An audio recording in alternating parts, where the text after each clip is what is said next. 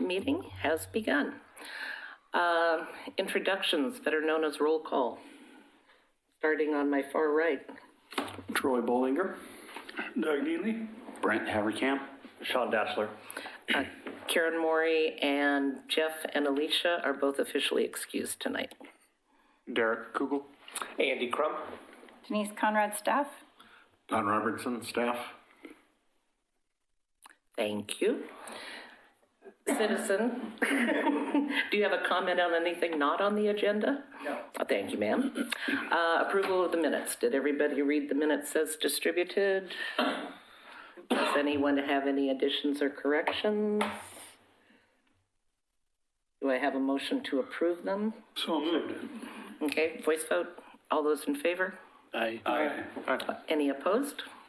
Minutes stand approved as distributed. General business. Pete, you are on with the Heritage Stand nominations for trees.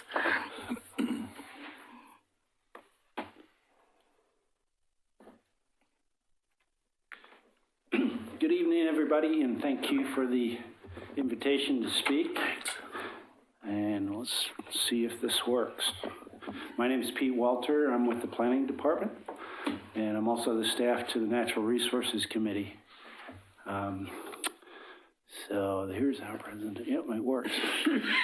Tonight, what we're presenting is the 2019 nominations for Heritage Stands. I have a short presentation. It's only 14 slides. We can refer back to things if we need to. So we have two nominations. We have the Park Place Park and Mountain View Cemetery. But before we talk about those, I just wanted to talk about the purpose of our Heritage Tree Code. Its basic intent is to celebrate voluntary recognition of heritage trees. These trees can be located on private property or public property, and they can be nominated if they have a natural resource values or heritage values, ecological, historical, etc., that are of special importance to the city. This is not intended to be a regulatory code. It's we have lots of other codes that deal with tree protection that apply. So we have some definitions. Heritage stand means a group of two or more trees that have been designated as having that type of importance. There's another definition that the Natural Resources Committee also provided, that a grove or a stand means at least two heritage trees that are separated by no more than 20 feet. I wouldn't get too hung up on definitions. Heritage tree means one that's been designated. You may hear people talking about heritage trees and things, but in the Oregon City Municipal Code, it means something very specific. It means a tree or a stand of trees that's been designated by the City Commission through the process in Chapter 12.32. We have a lot of other trees that are considered important, obviously, and there are street trees and other trees, but when we're talking about Chapter 12.32, we're just talking about heritage trees.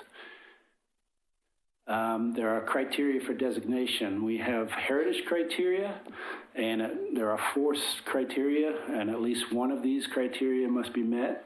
The tree is associated with an event, or the life of a person or a group of historic significance, or that tree itself represents something significant or distinguishable about Oregon City, or it has horticultural or ecological significance. And then we have what are called site and condition criteria, and all of these criteria must be satisfied. The tree must not be listed as invasive, and basically the party that's going to be taking care of the tree consents to the nomination. So if it's a tree on private property, the property owner must consent to it. If it's a tree on city-owned property, the city commission, basically needs to consent to it. The way that nominations work for trees in parks is that the Natural Resources Committee will provide a recommendation to the City Commission about the nomination, but we first need a advisory opinion from the Parks and Rec Advisory Committee about that. So with respect to Mountain View Cemetery, there are 3 trees nominated. They're all giant sequoias next to the monuments. And as you can see, these are good-sized diameter trees. I've got the 1, 2, and 3. Tree number 1 has a diameter of about 70. Tree 2 is 88, and tree 3 is 130. And these are estimates. The nominator is Dee Dee, she's here, and the city owns this property. And here are some pictures from the packet that you guys have. And, you know, we can refer back to these. I'm just gonna show you what I've excerpts from our packet. In Park Place Park, these consist of 3 sets of trees. We have 19 Gary oaks or Oregon white oaks, 2 Douglas firs, and a row of 6 Atlas cedars. So I'll talk briefly about these ones too. And Park Place Park, these photos are just a sample of some of the trees, but I drew a red boundary around all of the oaks in the lower left corner there, so you can kind of see where those are. If you're on site, and I went up there today, you can see fairly easily all the ones that are on the bottom part of this, but you can't really see trees 4, 5, and 6 from there. But they're back there, and they're good size. I didn't put the diameters on this slide because that information is in your packet. So then we have 2 Douglas firs. We've got the arrows pointing those out. In this picture here, Lisa Novak standing by one of them. And a row of Atlas cedars. So how designation works, designation is formal and complete when the city commission approves of the nomination. And on a city park, we're not really sure what legal mechanism needs to be in place, if any, that designates the tree as such. I mean, we've got existing heritage trees listed on the city website, which is a sort of a formal record. And that may be adequate, but I anticipate that we'll be discussing this more when we go to the city commission, because this is the first time that trees have been nominated in a city park. With the exception, I correct myself, of the area above Waterboard Park, which was designated as a heritage grove. Now it's called a stand in 2010. And then what does this mean in terms of protection? So if a tree is considered a hazard, or in the future, you know, something happens where the tree needs to be evaluated because it's either dead or diseased or dying or hazardous, then the city manager has the authority to allow that removal, but the burden of proof is on the city to show that the continued presence of the tree is going to be unsafe or something and outweighs the public benefit provided by that designation. So in the code, it talks about what are considered obligations or reasonable burdens on a property owner. That includes allowing the tree to obstruct a view, you know, and not just removing it because it's obstructing a view. Continuing to do routine pruning, leaf raking, and other maintenance, and then appropriate pruning and maintenance to control any hazards. So that's my presentation. The next steps after tonight will be Natural Resources Committee, March 11th, and then City Commission, I anticipate March 19th, with the intent to finalize the nominations before Arbor Day and have some sort of a ceremony surrounding that, and which is in Oregon is the first week of April, Arbor Week. Yeah, but it's also when the mayor declares Arbor Day for Oregon City, because we have to formally declare it every year. Yeah. Hey, any questions for Pete? I do. Doug? Doug raised his finger. Oh, I'm sorry, Doug. Go ahead. Sorry. Yeah. Is there a benefit to this process for us supporting the nominations formally? I think so, because you guys, the committee is probably the most aware of what the conditions are in each of the parks and what some of the maintenance issues are, and also what the benefit is to the public in terms of the proximity of these trees to some of the publicly visible parts of the areas. And that information is invaluable to the Natural Resources Committee when they provide their recommendation as well. So, Brett? So this kind of ties in with Doug's question. I got really excited when I read about this, when we received the agenda, and especially learning about Atlas cedars and where they come from. But one of the things that I think would be beneficial in terms of a benefit to the public is, would there be information provided in the park for the general people, like a billboard, I don't know, like a billboard or a sign that tells people about these trees? great. Yeah, currently, what we've done in the past, and we only have a few trees nominated right now, 3. We had 4, but is a plaque, a very simple plaque with the common name, the scientific name, the year designation, and saying official City of Oregon Sea Heritage Tree. But that's that plaque costs about $60 to churn out, and if we made a more detailed one, a larger one, it could probably take some other form. We just have to think creatively. Yeah. And Thank you. yeah. Oh, sorry. Pay attention to my own rules. I do. Yes. Okay, Derek.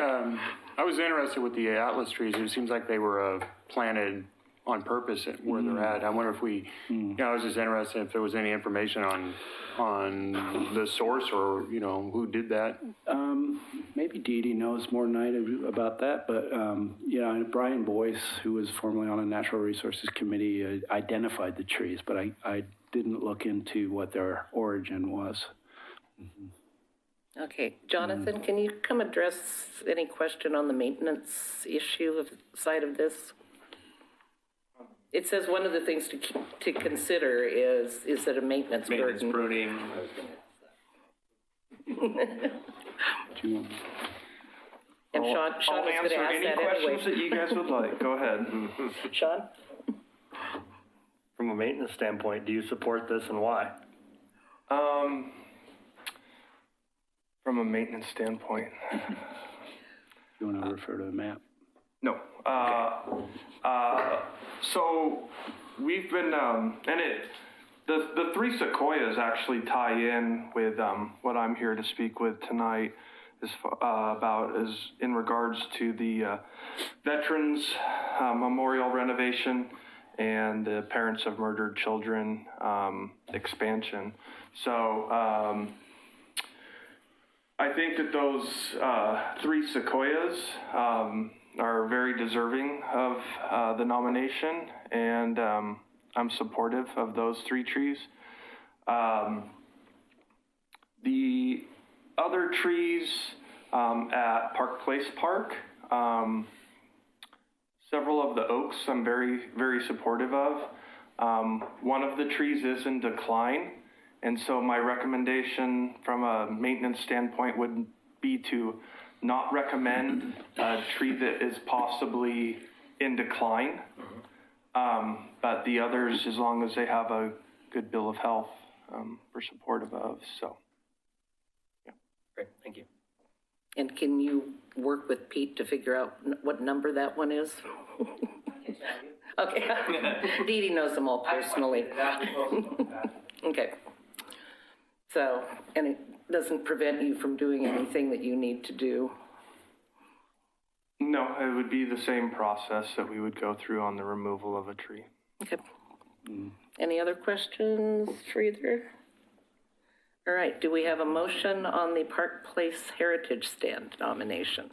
I move to approve the Park Place Heritage Stands to all those trees that are not in decline. Very good. Is there a second? I second it. Any further discussion? Would you like to take the vote, Mr. Robertson? Certainly. Troy Bollinger. Aye. Doug Neely. Aye. Brett Hammerkamp. Aye. Sean Dashler. Aye. Derek Kugel. Aye. Andy Crum. Aye. And Chair Moore. Aye. Thank you. Okay, and the Mountain View Cemetery Heritage Stand. Motion? I would make the same motion for that. Is there a Park as second? well. Second, sorry. All right, and any further discussion on those trees? Hearing none, all, roll call, please. Andy Crum. Aye. Derek Kugel. Aye. Sean Dashler. Aye. Brett Hammerkamp. Aye. Doug Neely. Aye. Troy Ballinger. Aye. Can I ask one quick question? The motion was made by Sean? Yep, Okay, thank you. And who seconded? Andy, Okay, thank you. and I'm an aye, Oh, I'm sorry. just in case. Fix it again. Thank you, Pete. Thank you. You guys work fast. Okay, and we now have Jonathan in the right place for the Veterans War Memorial Rehabilitation. Yeah. Okay, thank you. So, yeah, hopefully everyone, has gotten a chance to take a look at this. I don't know how many of you have been to Mountain View Cemetery and seen our current memorial area, but it has seen better days. So those very beloved sequoias that we love so much are actually pushing up the concrete, causing trip hazards. So our hope has been that we've been working with several different stakeholder groups and with a couple of key goals for the approval and renovation of this area. So the number one priority for us on this site was to create an ADA accessible area. This is where we hold our Memorial Day event every year. We have hundreds of people who come to recognize that day. And this is the site where we hold our event. During that event, currently, we have to make sure that everything gets a fresh coat of paint for all the trip hazards, and it's really a mobility issue. So number one was to create an area that had ADA accessibility. On the east entrance, there's currently stairs. We were hoping to try and get away from having any stairs, but we once again couldn't meet that criteria. So there will be the removal of the stairs on the west side, making that ADA accessible. The other side will continue to have stairs, but there will be handrails, and it opens up the access in that area, making it a lot better. Also currently, the seating in there are wooden benches, so we'll be replacing those with precast concrete benches, and we'll also be relocating the bronze memorial plaques that when the memorial was originally put in, they put them in the concrete, and we're going to remove those from the concrete, get them up onto into a more visible place, and then we'll also be adding podiums which will represent each branch of the armed forces. So that's kind of the general outline. Like I say, we've been working with different stakeholders groups, the Friends of Mountain View Cemetery. We've been working with the VFW.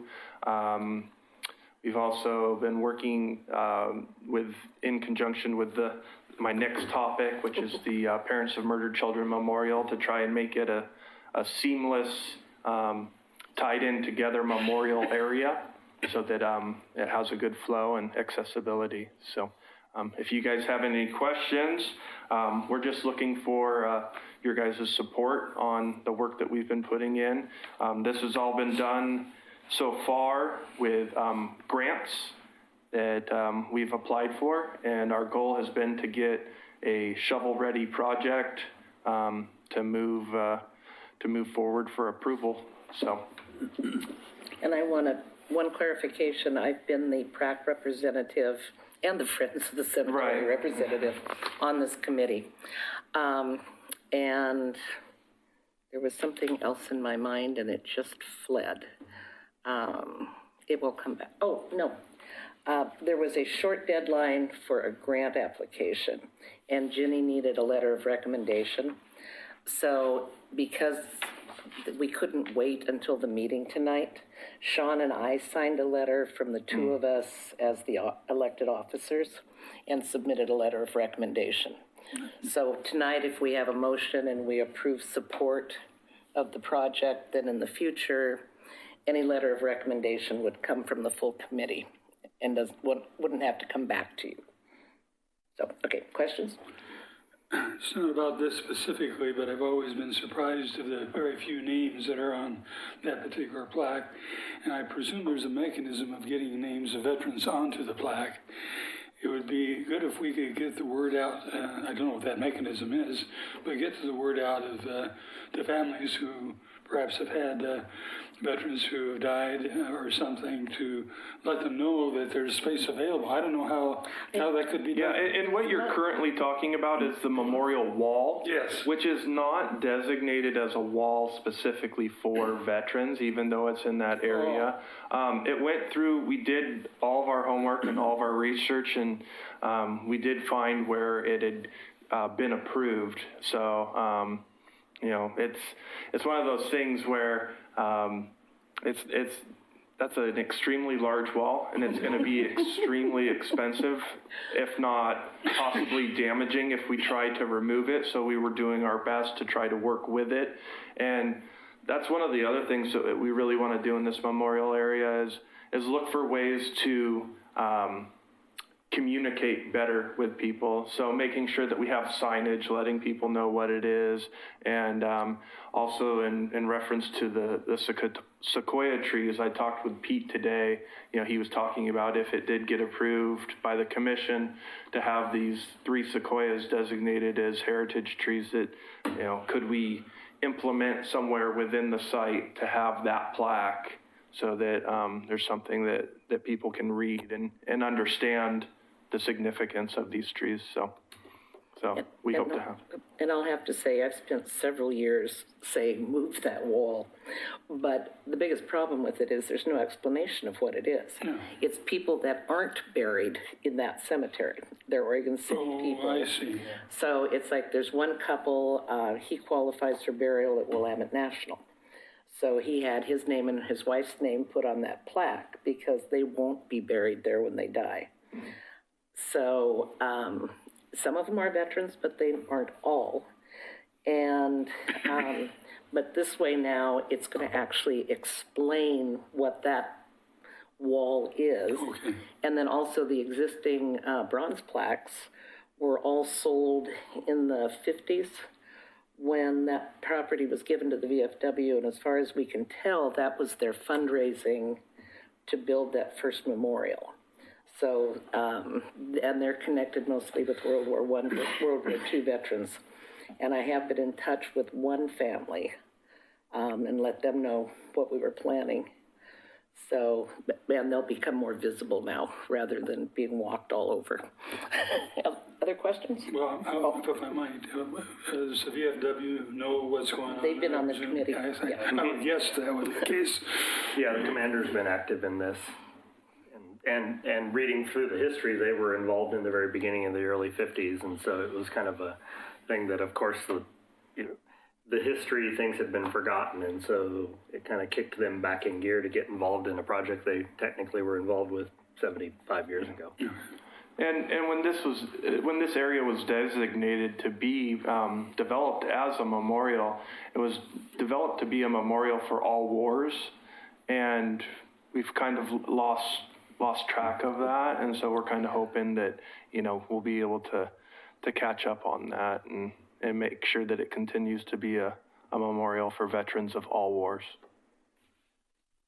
You said that it would be funded by grants. Would that cover the whole expense? Yeah, so this is not a inexpensive project by any means.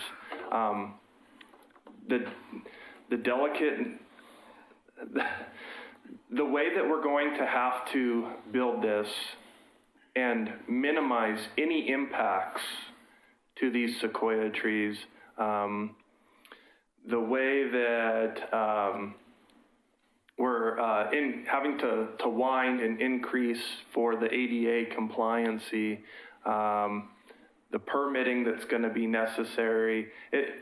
This is a big project. It's not that large of an area, but the steps that are going to be necessary to complete this are going to be not inexpensive.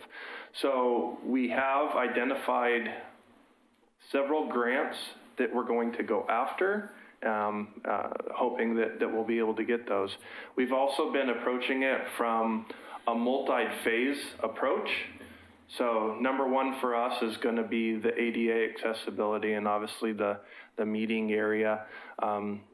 Some of the other more decorative sides of it might have to come in a second phase if we can't successfully get those grants. But we're very optimistic that. What kind of budget are you thinking? What type of a budget? Yeah. What are we talking about?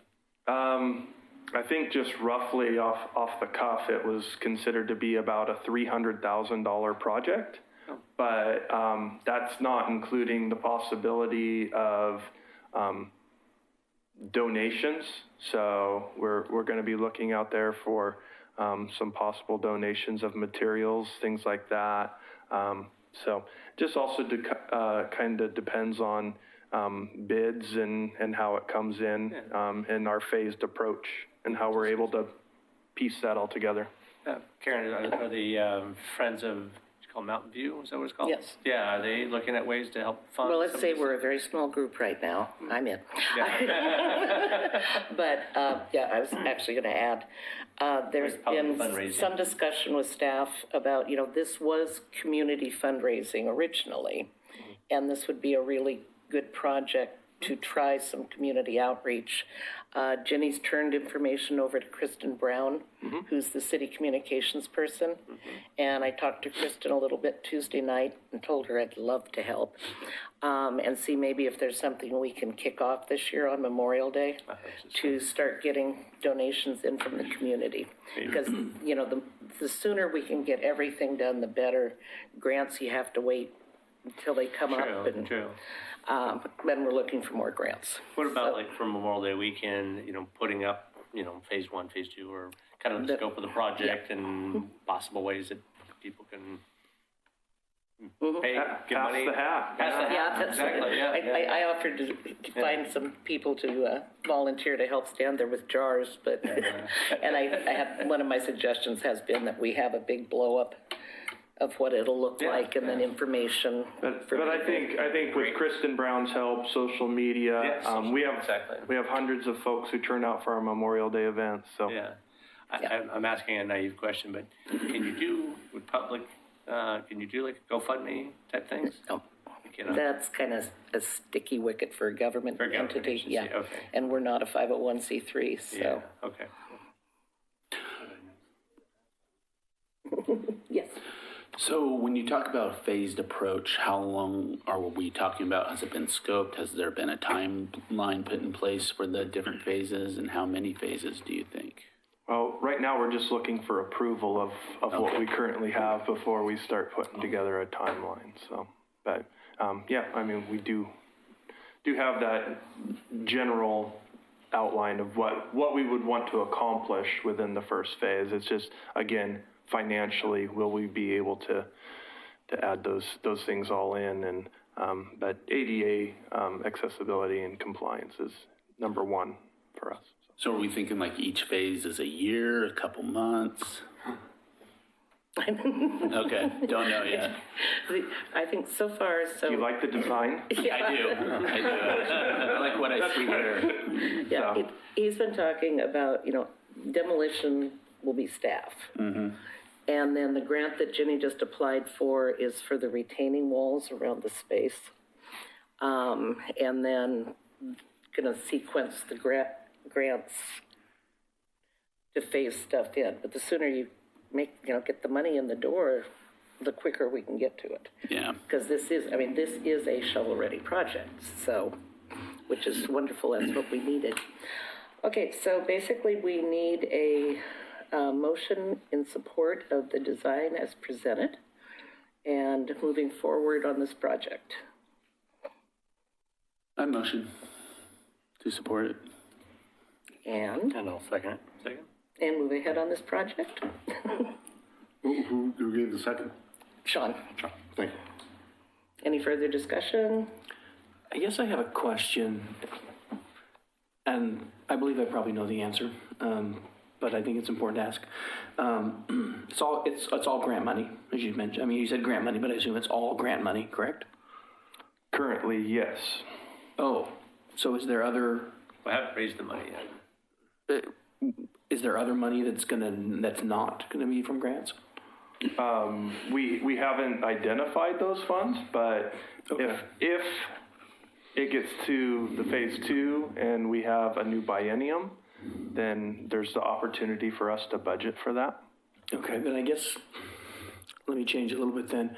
I guess my follow-up question, and maybe the question goes with some urging then, is having been to the Memorial Day, I don't know if you call it what do you call it? Event? Yeah, I guess is appropriate. It's a little crowded, which is great because it's popular. It'd be nice to have more space, and I know we're limited you can't take away a sidewalk, because there's the sidewalk right behind that, and you're limited in what you can do. But I think it's always, you can't cut down trees, and you've got the fence, and you can't take away the streets. I mean, you're limited. At the same time, I hate to do a project and then later wish you would have done it different and dig up what you just built and all that kind of stuff. So in this, I just think it's nice to, I guess, look a little bigger and say, okay, if we're going to do this, how can we do a little bit more? Is there something, can we ask for more money to make the concrete area a little bit bigger to accommodate? Because there's always that area of, if we had bigger space, would more people show up? Or if we had bigger space, does the amount of people we have, is that just the extent of the amount of people we have, right? Like, are more people going to show up? Yeah. If we double the size, do we get double the people, or do we just have double the size and no one else shows up, right? We sometimes you just never know. So It also depends on weather. And then there's weather, and then there's parking to go with. I mean, you can build a stadium twice the size, and if you got a parking lot that's half the size, you just don't have, people aren't going to come, right? So anyway, just something to consider, that if you're going to do the project, and if you can get more funds, it'd be nice to have some more space to do some stuff. At the same time, it's not an event venue. Yeah. So We're not really, as you look at it, it's not going to be expanding, but I think our ability to use the area will improve. I guess that's my point, is what can we do to it to make it more usable for what it is? Yep. So, Well, and John, also, anyway. aren't there kind of site constraints because of the slope? There's a lot of factors that go into You've got a slope, these you've got a types of- sidewalk and a street and a fence and lots of different things, so, yeah. So, John, the project manager in me is coming out right now. And I hear what Troy is saying, but you're also talking about what it's been planned for and what Yes. we know we're not going to put scope creep on this and build it out into something else. Yes. My main concern in listening to all of this is what happens to the project if you don't get the grants? In that case, it'll be ready for the day when we do get grants, but Okay. it also, as John pointed out, we have the opportunity to request funding through the budget process. Okay. So it's not just saying exclusively, but it may have to wait a while. Yeah, and I'm assuming that there's a committee specifically for allocating the grant funds and everything. Okay. There it is. Good. And if you happen to be a businessman and veteran supporter in the city of Oregon City, contact us to make a donation. Yeah. I just, just sidebar is that our staff, our office staff have worked amazingly hard to work on these grants, and every single grant that they have applied for, they've gotten. Great. That's a pretty good success rate.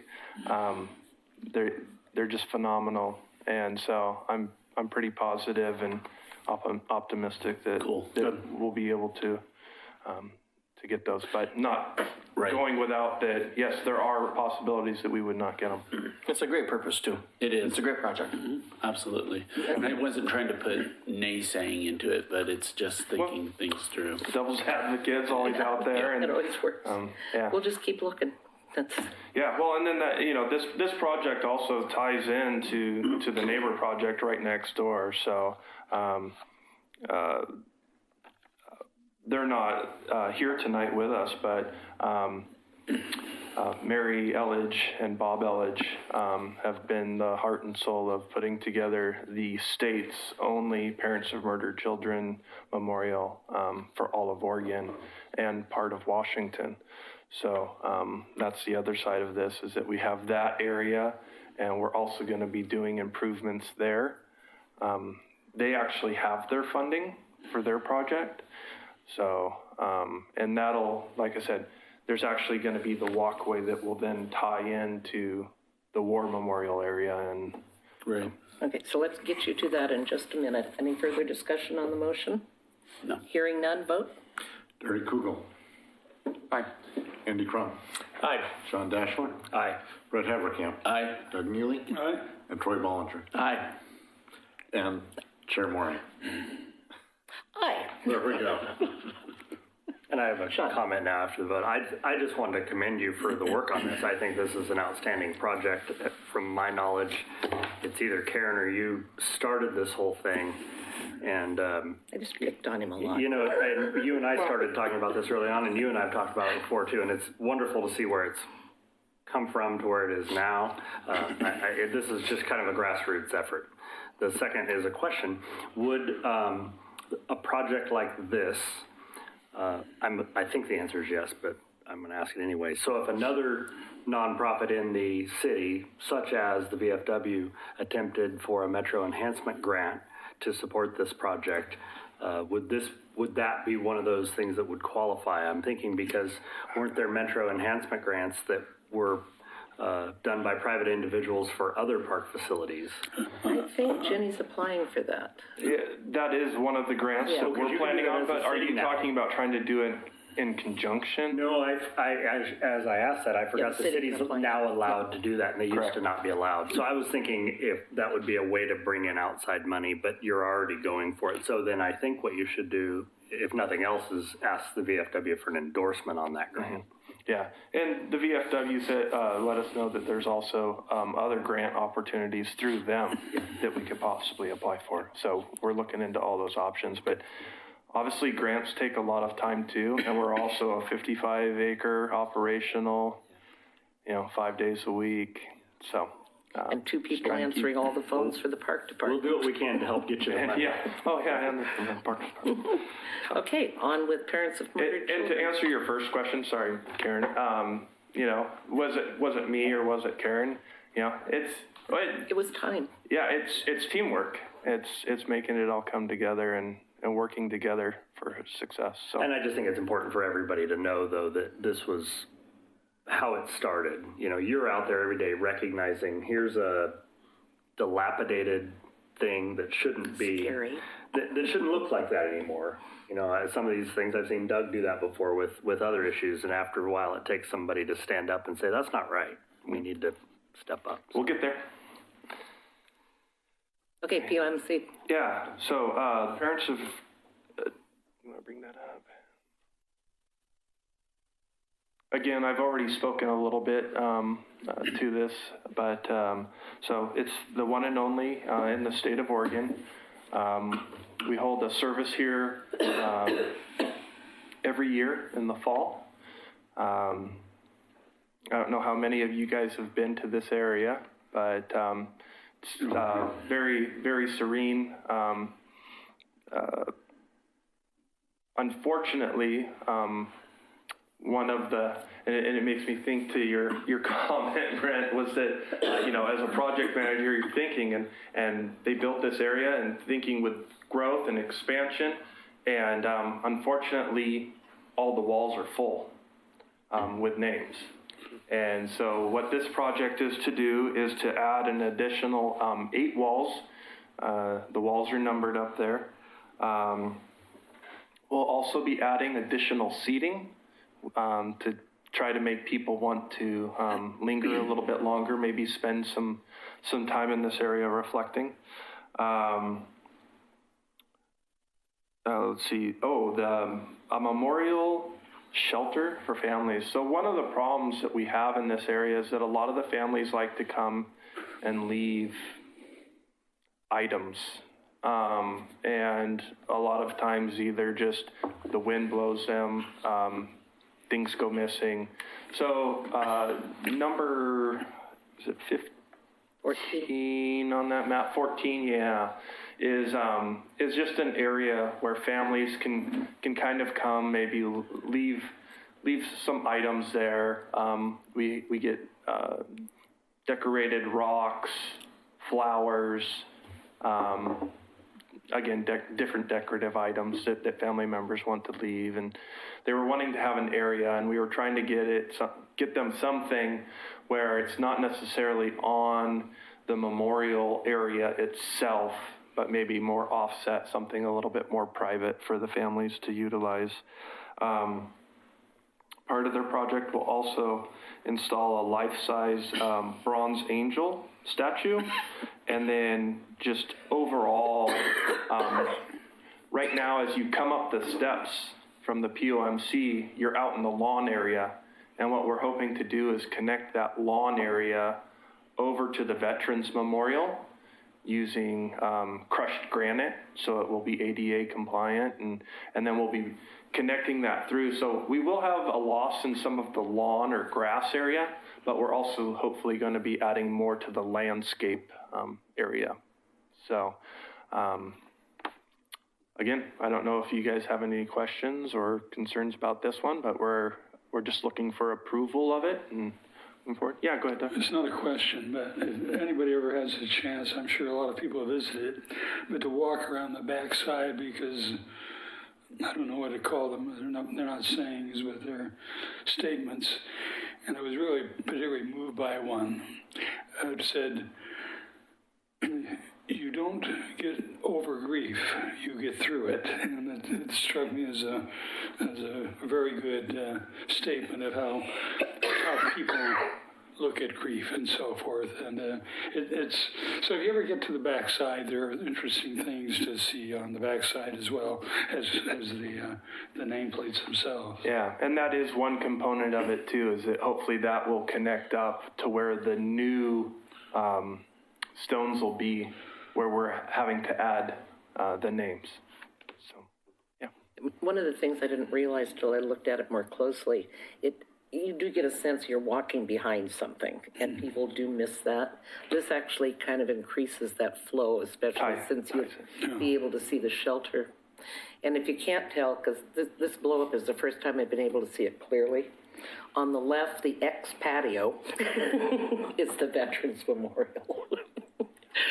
I hadn't realized you did mark it existing patio.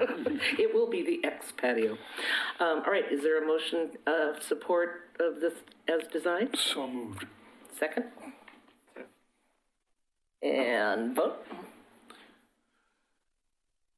Sean Dashorn. Aye. Brett Haverkamp. Aye. Doug Neely. Aye. Troy Bollinger. Aye. Andy Crum. Aye. Harry Kugel. Aye. And Karen Maury. Aye. Thank you. Excellent. Thank Can I you ask guys a very question? much. You bet. About this? Maybe I should have posed it before, but is there anything in there, I didn't see it on there, about grief resources available for those that show up? Yeah, there's nothing. Any with consideration it, for that? I mean, I know that's not the purpose of it, but a lot of people that would be attending there could benefit from something of that nature. Pamphlets, phone numbers, and in some cases, even as much as, suicide prevention and things like that. And maybe that's something that we can work with the county, has a lot of that. Because people will be coming here that new wounds, old wounds, wounds that are healed, wounds that are not healed, just different phases and things like that. I think just even a small section Maybe not plastered, maybe not certainly the main purpose, but something. Available. Yeah, yeah. But the parents who've had their children's names added to that are dialed in with the organization, and they have a fantastic website. Well, maybe they would be the resource that could provide something else. Yeah, some way to contact them or, be in touch with them. And there could be others that show up to this that aren't necessarily the parents of the children, other people that come that feel a connection to that. You know, it's interesting because we've done a couple of cemetery tours, and I sit up in the Veterans Memorial area to greet guests and start them off on the tour. And families will show up, and they'll see somebody, so they'll come over and start talking. And pretty soon the kids have wandered off down into the memorial. And then, you know, the parents will kind of go catch up, and I've had several parents come back up saying, I don't know how to explain it. It's like, well, you know, whatever you feel is appropriate for your children, but, you know, this is what it is, and it's beautiful. See, and those are some good resources too, how to explain it. That's a good We've resource. had people who've wanted to have their funeral services there. We've had people who actually wanted to have their wedding there. It really is just a beautiful, peaceful, tranquil little area, and Okay, yep. Yeah, I forget the name of the woman who organizes. Mary Elledge. Yeah, that's right. When it was originally built, she actually told me it was the only one in the Pacific Northwest. Now, I don't know if that's still the true. It is. You mentioned Oregon, but it's even greater than that. I'm just curious, is there an age cutoff for not No, Your child is your child. Okay. that's right. And they've also added one panel for law enforcement officers. Yeah, so Officer Lipke is recognized on the wall. That was a couple years back, and that is a discussion if they would have an area specifically for law enforcement, firefighters, people who are in the line of services like that. So Brent, what was your question? If there was an age cutoff, I didn't know if it was for 18 and under. So but children being a minor, just, Right. and the answer is no. If it's your child, it's your child. Yeah. Exactly. Anything else? Nope, we're good, All thank right. you. Thank you. Denise? Sorry, multitasking. Yeah, well, time to get this on, that off. Clicking this, moving that. So I am going to give you kind of a high-level off-leash dog park area or dog area. So OLDA is how we abbreviate that. About 4 years ago, so 2 parks directors ago, this plan or process to move forward with off-leash dog areas started. A subcommittee was formed, and the idea was that we would do pilot areas for a year of off-leash dog areas. And let's just say it's been more than a year. The survey was produced, I believe, from the subcommittee, 12 questions. They were posted out there on a survey platform. Those 12 questions came back as a survey result November 1st-ish, 2019. And kind of the high-level view of this is about 157 participants responded on our survey. 146 were residents, according to the survey, and 11 were not residents. Oregon City's population per the census is 34,622. So this is obviously not a statistically valid survey, but it does give some good information at different viewpoints throughout the survey. So 94% of our participants own 1 to 3 dogs, which is good. That helps with, their dog owners. Then looking at this, the big takeaways for me is 77 respondents hadn't used our OLDAs. So they have not been to our off-leash dog areas. So of the 157, 77 haven't been there. So for me, that first part really plays out that maybe we need to do a little bit more public outreach, information, and education about where they are, what they are, and potentially signage. So that was my first takeaway. The next part is that 56 of them have visited Wesley Lynn. So a predominant number that actually have visited are saying they've been at Wesley Lynn. So the other part that I took away from the visits portion is there is a contingency that are all leaving the city to go to different off-leash dog areas. So there has been across the board, whether they're going out or they're here, that they want a strong sense of preference for fenced off-leash dog areas. Tyrone Woods will be our first official fenced off-leash dog area, and that will then also give us some feedback. We'll be building that one this summer. So we're kind of looking at that one as our first big official test of how those work. I think what I kind of garnered from this is that the fenced off-leash dog areas are the preference. We've tested unfenced.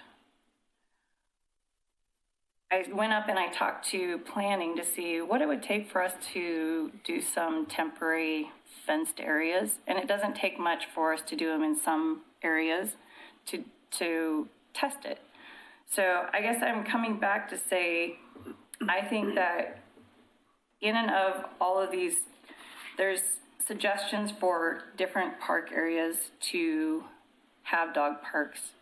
There are 54% of the respondents, only 151 responded to this particular question of whether or not they're satisfied. 54% are dissatisfied. So I don't think that we've met the expectation, but I think that we probably need to do more public outreach on what we're intending to do, how we're moving forward with these. And my suggestion at this point is that we test with some temporary fencing, some dog park areas that are fenced temporarily, and get a feel for how that works and how many people we garner out in those areas. Whether we do another survey after this and see kind of what's there.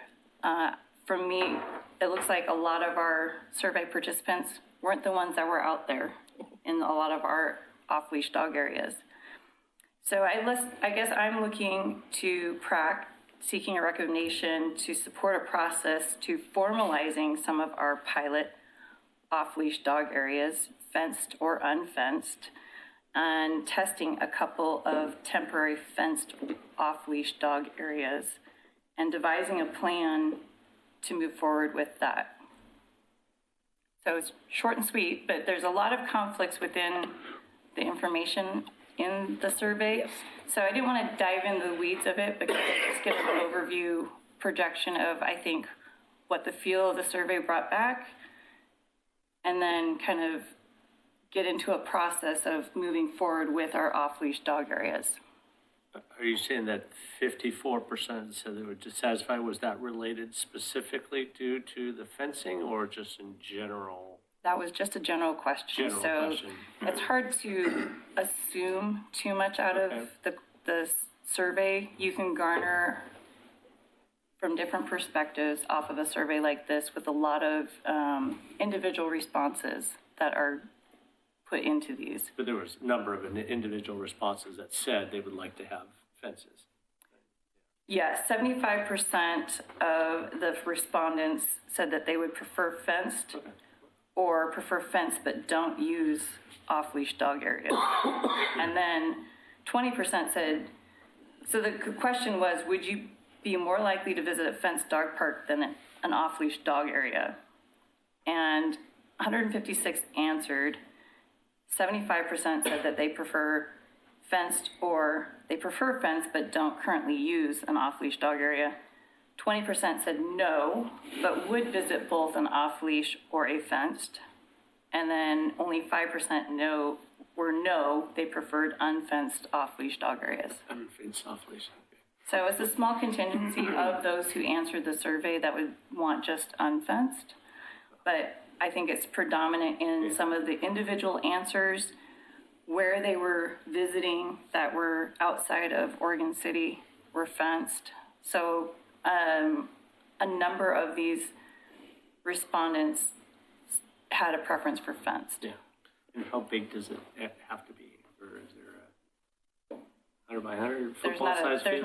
I don't think there's a particular standard as of yet. Yeah, I would assume so. And before any more questions, just to clarify here, we have discussed reforming the dog park subcommittee, who would then work with Denise on possible locations and pros, cons, expenses, planning, et cetera. And I would hope that by the May meeting, have a recommendation for us. That pushing it? It might be pushing it, being that I'm doing several other projects at the same time, but I think that we can definitely move forward. Have a preliminary Have some report in May? preliminary reports by May. Okay. So I guess I can just do that. Anyone interested in serving on the subcommittee? I can help, and I know Jeff had expressed interest. Jeff has already said that he'd like to be reappointed. He was on the previous one. And also Lisa Vol. Bill Daniels and Lisa Novak, who are former members, said they'd like to continue working on it. What's the commitment? It would be up to the subcommittee. If you want to meet in person, if you want to meet by email, you'll need to stay in communication with Denise. I would be interested, but I don't know the commitment levels. Yeah. Oftentimes things like that, or an email will go out saying, hey, what do you think about getting together on Wednesday at 5 o'clock for about an hour and a half? And it kind of kicks off a discussion, and then from that meeting it kicks off one or two more, or it's easy and that's it. Sometimes it's a one-night commitment. Okay. And the subcommittee would kind of delve into that 54% unsatisfactory and maybe find out why these people are unsatisfied? I don't think that I don't think the survey platform gave us the opportunity to then go back and ask questions. Yeah, on that question or comment, I think in my own research and just listening to in my inner circle, or actually my wife's, social media is, I think, confirms what you're saying on 2 points. There's ignorance of the existence of the off-leash dog areas, and also then, and from what I gather, most of the negative reviews is basically the fenced area. I think that, it doesn't take much to look online and find that out. I think also, just kind of on the anecdotal side, we receive periodic complaints in the office, believe it or not. Oh, no. Probably the most frequent complaint I get regarding the off-leash dog areas is the lack of fencing by people that don't have dogs or don't want to be associated with the dog. So they'll walk along, the dog will run up to them and jump on them and sniff around them, whatever, it'll frighten them. And so the majority of the complaints that I receive are more from people saying, That makes sense. why can't we have a fenced dog area so I don't have to be? Yeah. That makes sense. Here, I'd be in It that makes a lot crowd. more And I think sense. that's a huge, I Okay, hang on. totally agree with that. Yeah, totally. So I will, the danger you're in when you're not at a meeting, I'm going to appoint Jeff the chair. Since he is continuing on the subcommittee, and ask him to contact the other members and Denise, and to have some preliminary recommendation at our May meeting. Is that okay? When we do these studies, which I think is a great idea, it'd probably be good to, social media and put it out there. I have a couple tenants in my house. They drive all the way out to Sandy River to take their dogs. I'm like, that seems so far away to go. Oh, they go out to 2008. Yeah. I mean, granted, that's a nice area, but Yeah, that's seems a like a little. pretty unique setting too. Yeah. Okay, Doug, sorry. 45-minute drive versus The question's been 3-minute asked, drive. I think, and answered, but I was concerned about the answer. If your survey platform, as I understood the question right, doesn't permit you to look at those that are dissatisfied and find out how many of them wanted fenced areas, then there's something wrong with the platform. You should be able to. Yeah, I think it was as much design of the survey. Yeah. The survey was too wide open.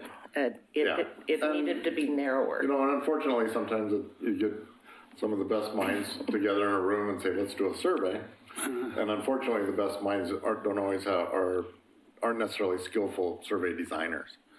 And so It's a start. while it's a valiant effort and a good start, we need to probe a little bit more. Well, in all fairness, too, if your survey is designed to be too specific, then you're telling them what answers to give you. Yeah, exactly. So let's. Sometimes you don't know what you're looking for until you see the answer. That's not the case here, though.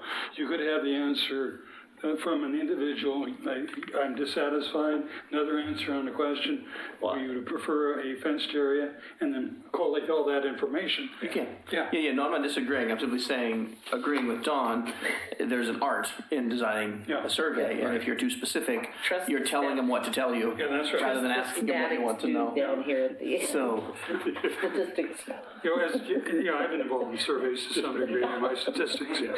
yeah. Well, and I didn't want to deep dive into the commentaries, but if you guys all have the survey and you can read through some of the comments, so I think that you'll garner the same feel that the preference is for fence and the dissatisfaction is that there aren't any.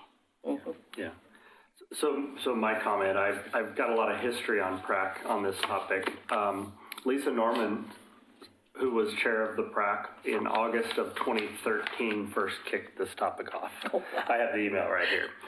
And her topic said, pilot project is being considered that would allow off-leash dogs in part of a city park. Please let us know locations. And this went to staff. So that was August 2nd of 2013. I pulled that up in my email the other day prepping for tonight. And I thought it was interesting because I remember being on the first subcommittee in the discussions, and we thought it was going to be a one-year process. We would just bada bing, bada bang, it'd be done, and we'd move on. And so for me, sitting for at least a decade up here, the concern is dog parks are one of the biggest complaints. We need them. We need more of them.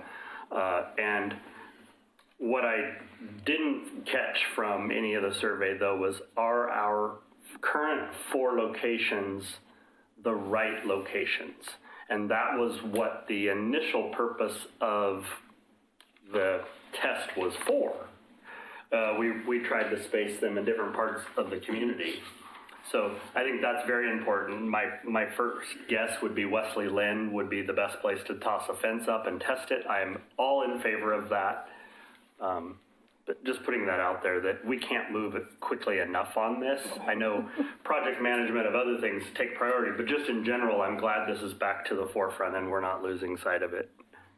Now I don't feel bad about the short deadline. Okay, anything else, Denise, that you need? Nope. Okay. Want to take about a 5-minute break? Okay. Okay.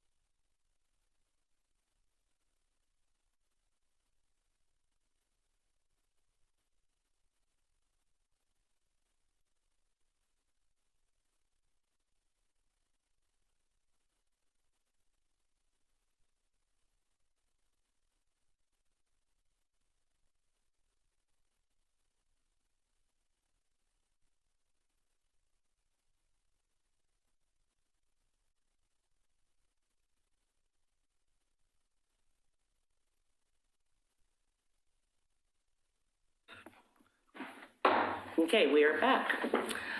Did we want to finish any discussion on the dog park?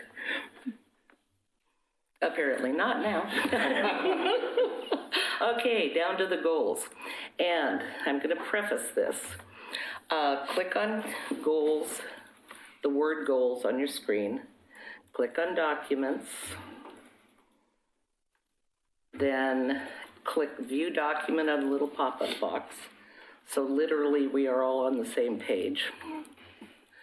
That also means even if you do request to speak, I won't be able to see you do it because I'm off the agenda. I am asking everyone, please raise your hand if you have a comment to make and be acknowledged before you make the comment. All right, so Don, would you like to kick this off? I will start it, and then I'm going to throw it over to Troy real quick. So let me get started here. On my very first meeting, and it was December 5th at 7 o'clock, I believe, one of the topics that I'd put on the agenda was to discuss and formalize, or what I believed was approve, the proposed goals for the PrAC. What I learned was that they had already been approved, and that there was a subcommittee consisting of Troy and Chris Cook, who were working on reformatting the goals. At that point, we said we would come back and revisit those, and I had talked about my handy little list at the bottom and designated that tonight would be the night that we would come back and revisit those, shown review goals 22720 tonight. So since that time, I have met with Troy. We have discussed the goals very briefly, but mostly we discussed the format. So at this point, I would like to turn it over to Troy and have him kind of walk through the format with you. Okay. So these are the goals that were approved, or this was the format that was approved. And then Dawn and I had submitted the new format that Chris and I had together as a subcommittee, if you will, put together. And then Dawn had emailed that out to the group earlier. Was that yesterday? Yes. Yesterday. Yesterday. So what you're looking at your screen is not the new format. What the new format is in your email. So what we're doing tonight is we're not approving goals because they've already been approved. There's nothing to vote on or approve because it's already been approved. The goals are approved. We're not changing goals. All we're doing tonight is looking at the new format. And this came about because the discussion started with the approved goals were, in my opinion and Chris's opinion, and I don't have the record to know who else supported it, but there was support that these weren't goals, but rather ideas because there was no tracking with them. It was subjective with staying informed and continue this, but there was no check mark. There was nothing that could say, yes, we did it, no, we didn't do it. And there was nothing, since there was nothing that said we did or didn't do it, there was nothing that could allow it to be moved off of a list or changed or updated. And so because of that, we reformatted it, and that's what you have received with in a grid format, where we could have updates and notes. Troy, is your button on? Are you red? Yes, it is now on. And so, do I have to start all over? No, you Okay, can't. so now I turned it off for the break and then I forgot to turn it back on. So with the updates and notes, and then measure of success, so how we're going to measure that success, and then the date completed.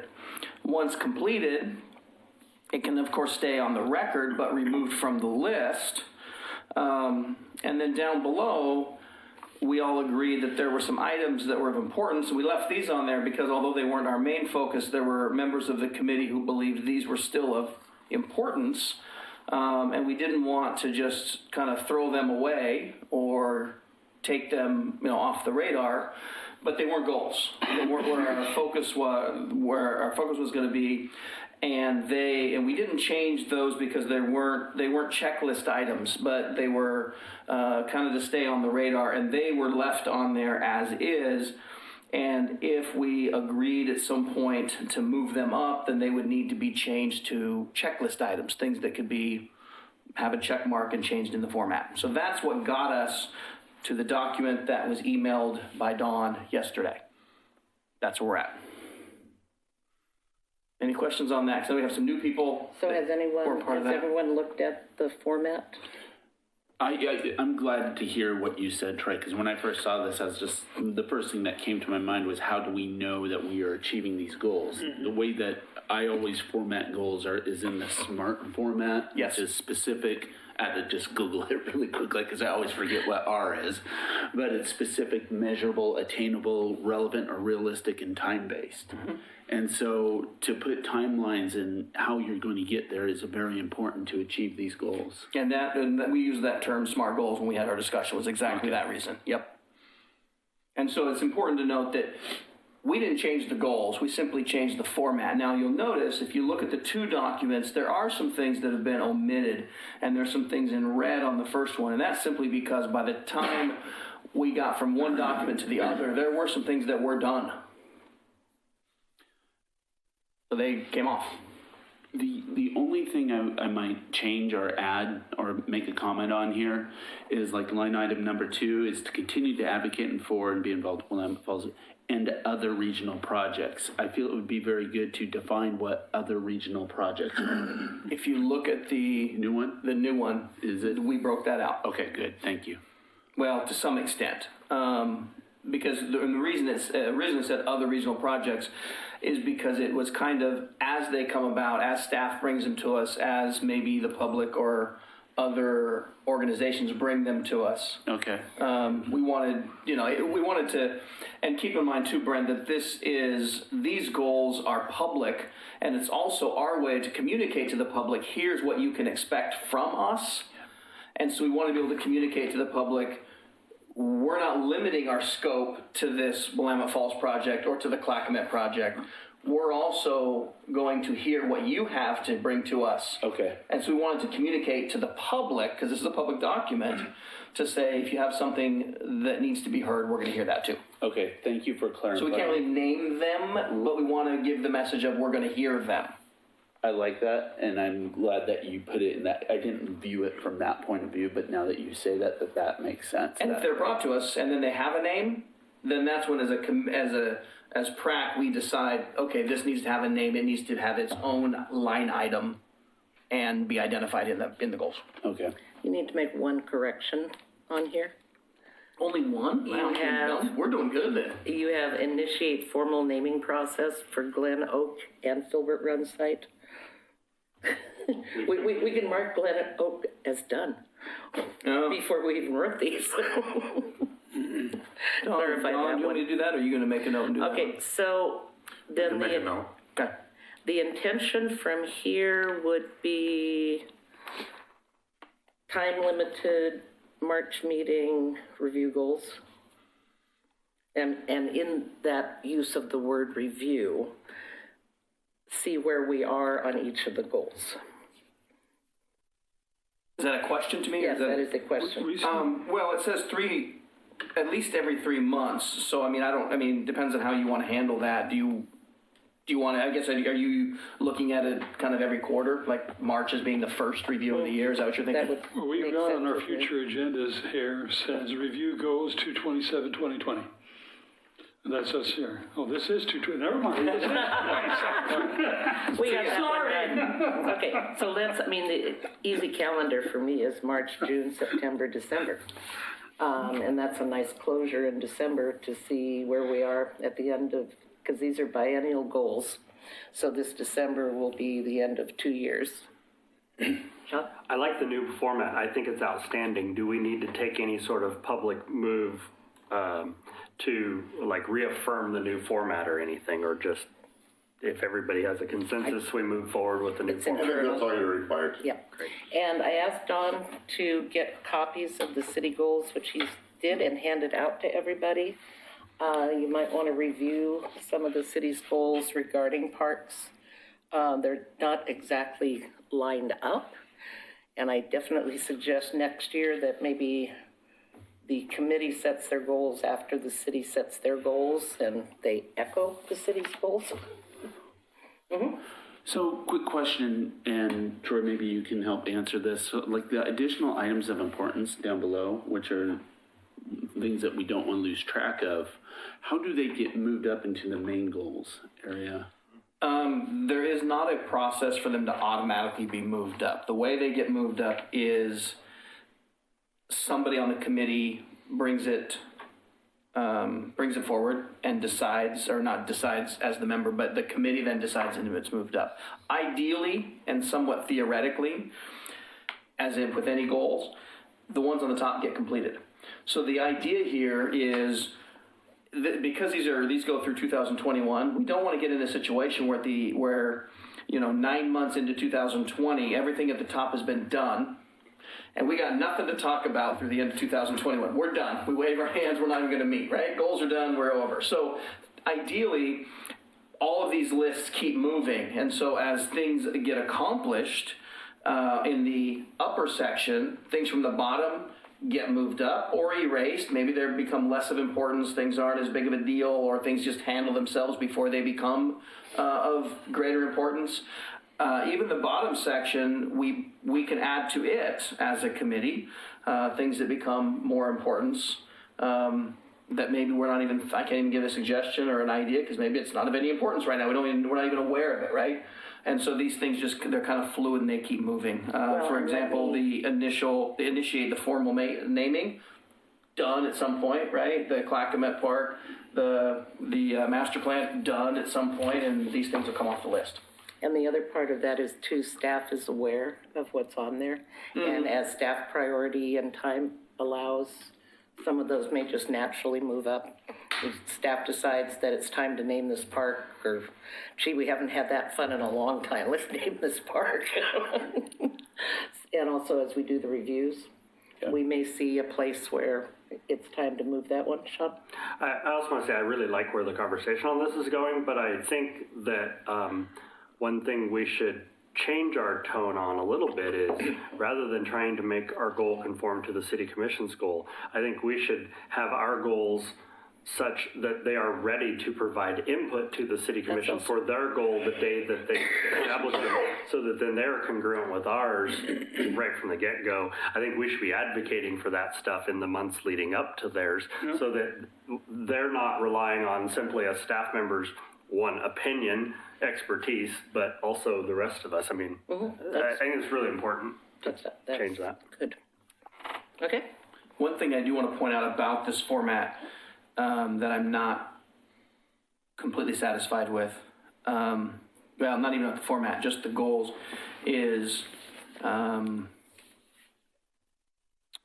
guess it's really mostly just about where it says continue to meet with city commission members and receive reports to work on waterfront master plan. There's no timeline on that. There's no definitive. That's not a checkbox. That one was a little bit difficult because when we were tasked with this, we had to stay within the goals. We weren't tasked to change anything.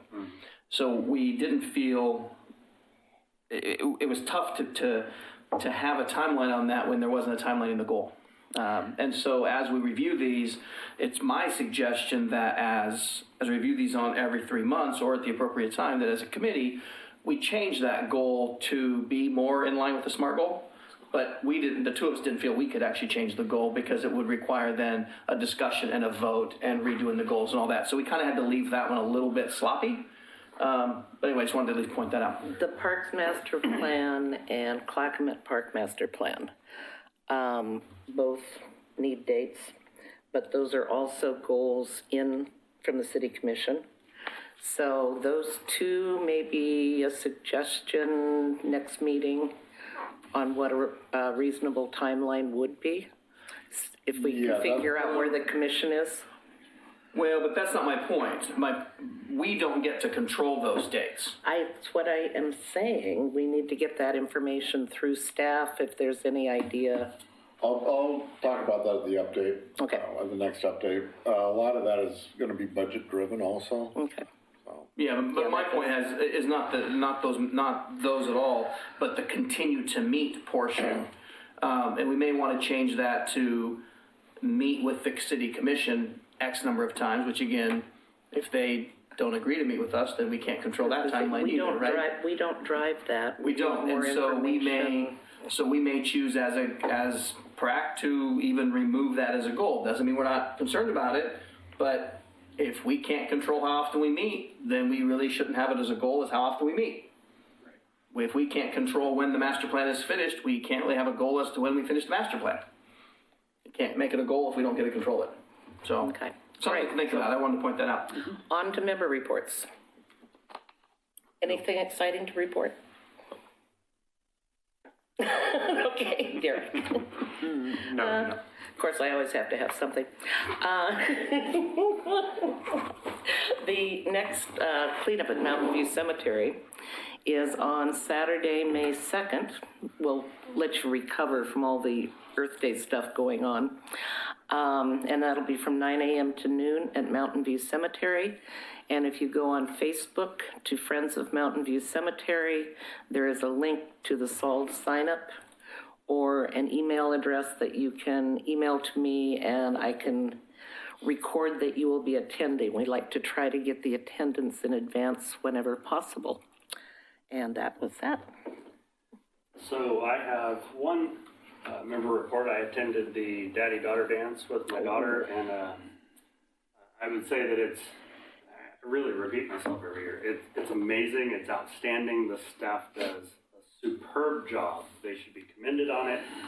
Even the Abernathy Center's food is fantastic. The venue fits. The kids have extra pictures. I just can't say enough about how well organized and run that event is. And I know that there was a price increase this year. I don't think that price increase had any impact on the participants.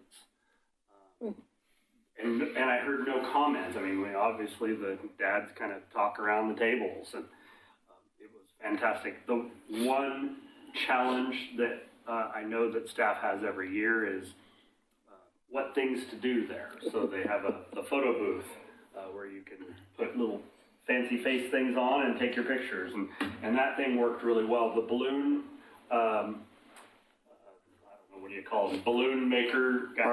Balloon artist. Balloon artist, thank you.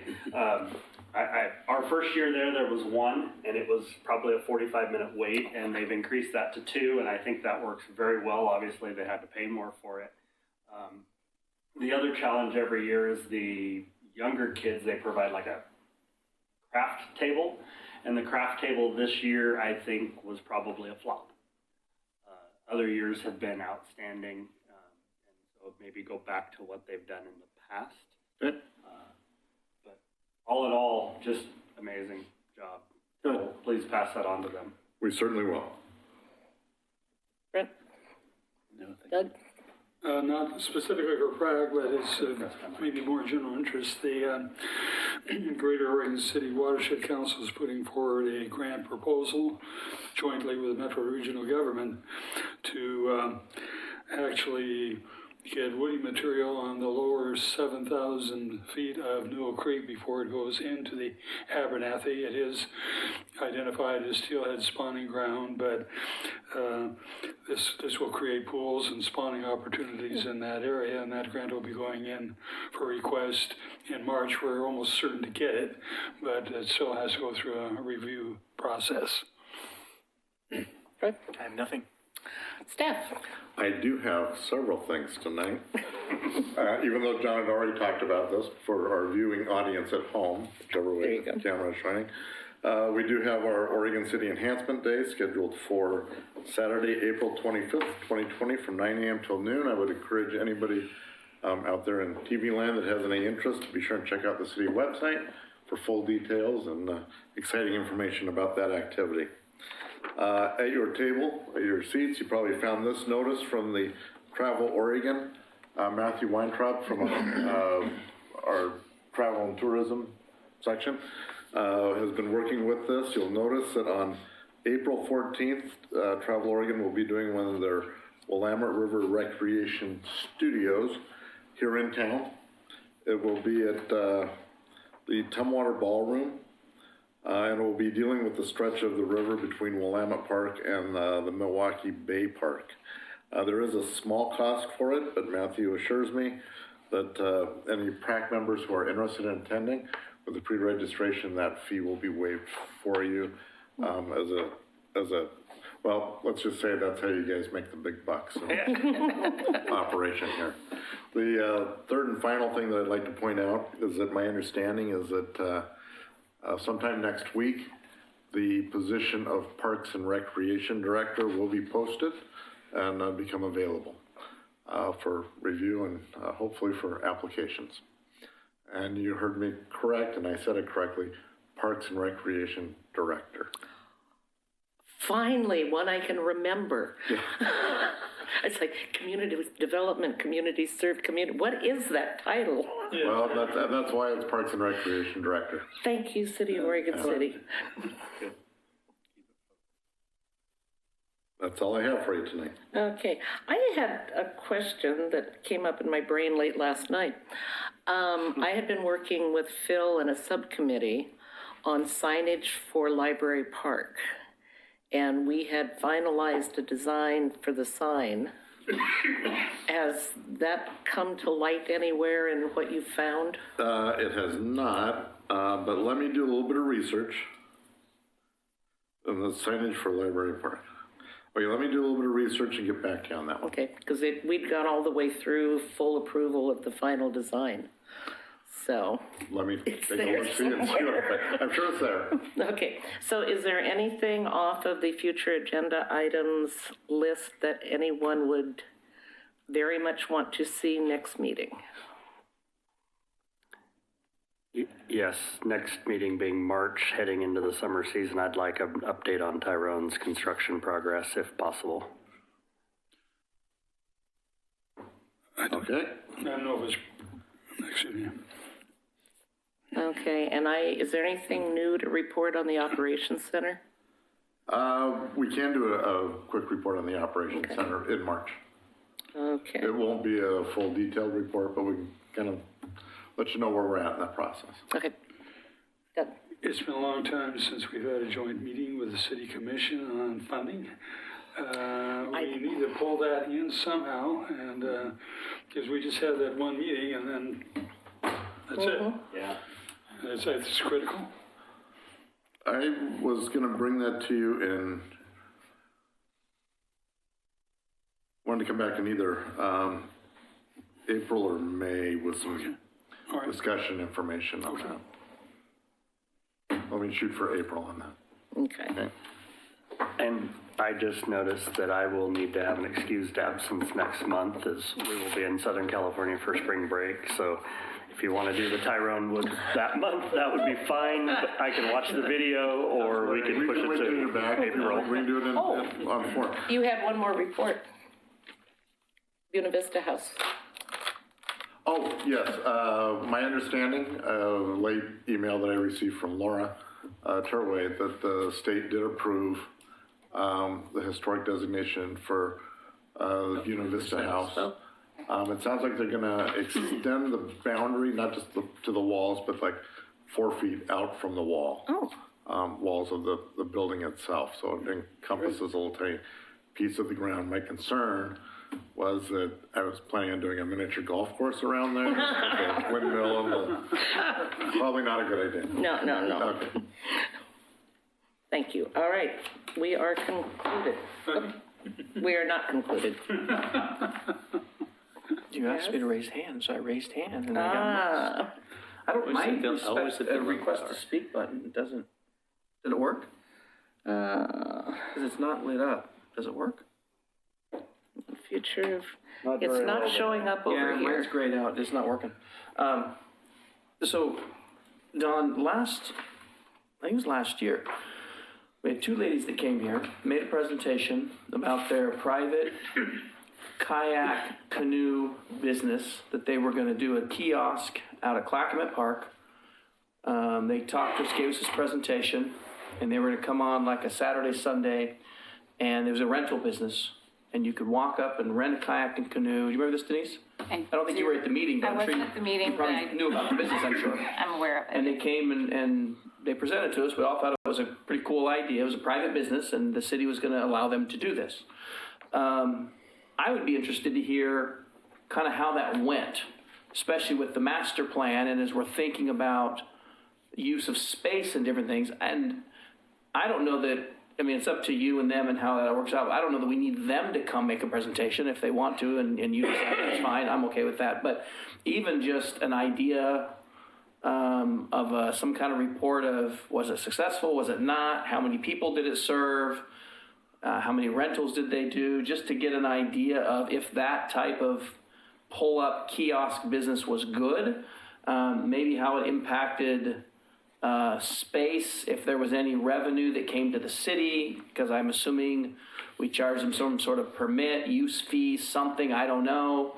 Just anything like that might be helpful, because as we're looking at Clackamas master plan, if that's something that the city decides to do, which would impact whether we let private businesses do that or not, or just anything like that. Right, we're gonna have to delve into that a little bit. I actually have. Okay? Oh, and Denise can give Sharon a little bit of information. That actually did not come through as an agreement.